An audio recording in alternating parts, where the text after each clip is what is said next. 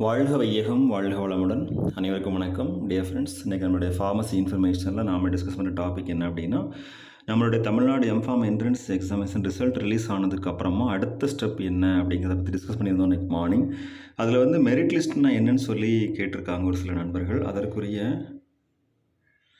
விளக்கம் வந்து பார்க்கலாம். அதாவது இப்போது நமக்கு கிடச்சிருக்க மார்க் வந்து பார்த்தோம் அப்படின்னா 90 மார்க்ஸ்க்கு நம்ம எவ்வளோ எடுத்துக்கிறோம் அப்படிங்கிறதா கிடச்சிருக்குது. ஸோ இன்றைக்கி மார்னிங் நமக்கு ரிலீஸ் ஆன இந்த மார்க்ஸ் என்ட்ரன்ஸ் எக்ஸாமினேஷன் மார்க்குங்கிறது 90 மார்க்ஸ்க்கு எடுத்தது. அதுபோக உங்களுடைய எக்ஸ்பீரியன்ஸ் மார்க் வந்து ஆட் ஆகும். அதாவது 10 மார்க்ஸ் ஃபார் எக்ஸ்பீரியன்ஸ். இப்போ ஃப்ரெஷ் கேண்டிடேட்ஸ் இருந்தால் அவங்களுக்கு வந்து மார்க் இருக்காது. ஏன்னா கரண்ட்டில் எக்ஸாமினேஷன் எழுதுவாங்க வித்தவுட் எனி ஃபார்மசி எக்ஸ்பீரியன்ஸ். அதாவது இப்போ கரண்ட் அகாடமிக் இயரில் முடிச்சிருப்பீங்க ப்ரீவியஸில். அதாவது இப்போது டிசம்பரில் முடிச்சிருப்பீங்க, செப்டம்பரில் எக்ஸாம் எழுதிருப்பீங்க. 8 மந்த்னால் உங்களுக்கு வந்து மார்க்ஸ் இருக்காது. இதே இது 5 இயர்ஸ்க்கு முன்னே முடிச்சிருந்தீங்க அப்படின்னா 5 மார்க்ஸும், 1 இயருக்கு முன்னாடி முடிச்சிருந்தீங்க அப்படின்னா 1 மார்க்கும், அந்த மாதிரி மார்க்கு வந்து ஆட் ஆகும். 10 இயர்ஸ்க்கு முன்னே முடிச்சிருந்தீங்க அப்படின்னா 10 மார்க்ஸ் ஆட் ஆகும். இப்போ சப்போஸ் சர்வீஸ் கேண்டிடேட்ஸ் வந்து இந்த எக்ஸாமினேஷன் எழுதி அவங்க வந்து 10 இயர்ஸ்க்கு முடிச்சதுனா அவங்களுக்கு 20 மார்க்ஸ் ஆட் ஆகும். ஒவ்வொரு இயருக்கு 2 மார்க் ஆட் ஆகும். ஸோ அதுதான் வந்து மெரிட் லிஸ்ட் ப்ரிப்பரேஷனுங்கிறது. அப்போது இதில் டோட்டலாக வந்து எவ்வளவு கேண்டிடேட்ஸ் எழுதியிருப்பாங்க அப்படின்னா ஒரு 986 கேண்டிடேட்ஸ் வந்து எழுதின மாதிரி ஒரு இன்ஃபர்மேஷன் கிடச்சிது. டோட்டலாக அப்ளை பண்ண ஸ்டூடெண்ட்ஸில் பார்க்கும்போது 986 கேண்டிடேட்ஸ் வந்து எக்ஸாமினேஷன் எழுதியிருக்காங்க இல்லையா.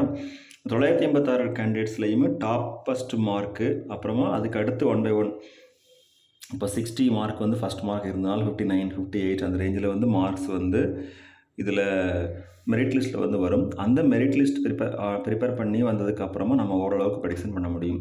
ஸோ மெரிட் லிஸ்ட்டுங்கிறது உங்களுடைய தரவரிசை பட்டியல் தான். நம்ம ரேங்க்லாம் கொடுப்பாங்கல்ல, ஹையஸ்ட் மார்க்கு, அதுக்கு அடுத்த mark, first rank, second rank. அதில் வந்து என்னெல்லாம் இருக்கும்னா serial number, application number, examination number, candidates name, அவங்களுடைய மார்க்ஸ் அவுட் ஆஃப் 100, அடுத்து அவங்களுடைய ஓவரால் ரேங்க், கேட்டகரி ரேங்க், இது எல்லாமே இருக்கும். இதெல்லாம் சேர்ந்தது தான் மெரிட் லிஸ்ட்டு. ஓகேவா. ஸோ மெரிட் லிஸ்ட் எப்படி ப்ரிப்பேர் பண்ணாங்கன்னா உங்களுடைய மார்க் வந்து இறங்கு வரிசையில் இருக்கும். அதாவது டிசெண்டிங் ஆர்டரில் ஹையஸ்ட் மார்க் எடுத்தவங்க ஃபஸ்ட்டு அப்படியே கம்மியாகிட்டு வந்துட்டு இருக்கும். அதுதான் மெரிட் லிஸ்ட். ஸோ அது நமக்கு அடுத்து வெளிவரும். அதற்கு அப்புறமா நம்ம ஃபர்தர் டீட்டெயில்ஸ் டிஸ்கஸ் பண்ணலாம்.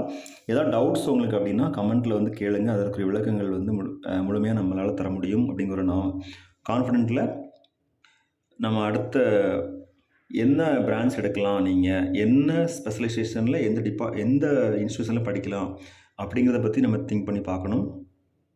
ஸோ டியர் ஃப்ரெண்ட்ஸ், இதில் எடுத்த மார்க்ஸ் வந்து ஜஸ்ட் ஒரு க்ரைட்டீரியா தான். ஸோ இதில் வந்து மார்க் அதிகமானாலோ இல்லை கம்மியானாலோ நம்ம வந்து ரொம்ப அதிகமாக வருத்தப்படுறதுக்கோ இல்லை வந்து இதில் மார்க் வந்துச்சு நமக்கு இனிமேல் வந்து இதோட ஸ்டாப் பண்ணிக்கலாம் அப்படிங்கிற எண்ணம் வரக்கூடாது. அடுத்து வந்து என்ன ஸ்டேஜ், இப்போது இந்த மாதிரி எக்ஸாமினேஷன் எழுதும்போது கண்டிப்பாக உங்களுக்கு ஒரு எக்ஸ்போசர் கிடச்சிருக்கும். அந்த எக்ஸ்போசரை வந்து ஃபர்தராக எப்படி நீங்கள் வந்து அடுத்த ஸ்டேஜுக்கு கொண்டு போகணும், ரயில்வே ரெக்ரூட்மெண்ட் போர்டு, அடுத்து JIPMER examination, GPAT examination, drug inspector examination, எவ்வளவோ காம்படிட்டிவ் எக்ஸாமினேஷன் ஹையர் ஸ்டடீஸ்க்கும் இருக்குது, ஹையர் பொசிஷனுக்கும் எக்ஸாமினேஷன் இருக்குது. அது மட்டும் இல்லாமல் கவர்மெண்ட் ஜாப் ஆப்பர்ச்சுனிட்டிக்கு எக்ஸாமினேஷன் இருக்குது. அதெல்லாம் எழுதுறதுக்கு இதை ஒரு அடிப்படையாக வச்சுக்கலாம். ஸோ அதனால் டியர் ஃப்ரெண்ட்ஸ், யாருமே வந்து மார்க்ஸை பற்றி எதுவும் அதிகமாக ரொம்ப திங்க் பண்ணிகிட்டு இருக்க வேண்டாம். அடுத்த லெவல் என்ன, அடுத்த ஸ்டேஜ் எப்படி நீங்கள் மூவ் ஆகணும் அப்படிங்கிறத பற்றி மட்டுமே திங்க் பண்ண ரொம்ப நல்லாயிருக்கும். என்றைக்குமே நம்மளுடைய ஹார்ட் ஒர்க் வந்து கண்டிப்பாக நம்மளை விட்டு போகாது. அந்த பலன் கண்டிப்பாக நமக்கு கிடைக்கும். All the very best wishes for all success. வாழ்க வையகம், வாழ்க வளமுடன். நன்றி.